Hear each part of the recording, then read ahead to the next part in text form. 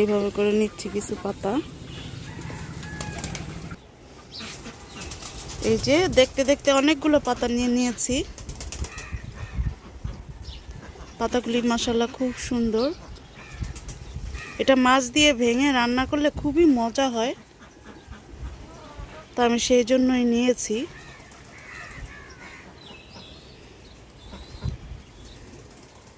পাতাগুলিও বেশ সুন্দর সুন্দর পাতা। তো এখন আবার কয়টা লাউ পাতাও নিব। আজকেও একটু ভর্তা বানাবো, পাঁচমিশালি সবজির ভর্তা। তো এই জন্য কিছুটা লাউ পাতাও নিব। তো চলেন যাই, লাউ পাতাও পারি। এই ঝুড়িটা নিয়ে আসছি, ঝুড়িটার মধ্যে রাখবো পাতাগুলি। খুবই সুন্দর দেখতে আছে। তো যাই হোক, আজকে আরো কিছু শাক নিলাম। লাউ শাক,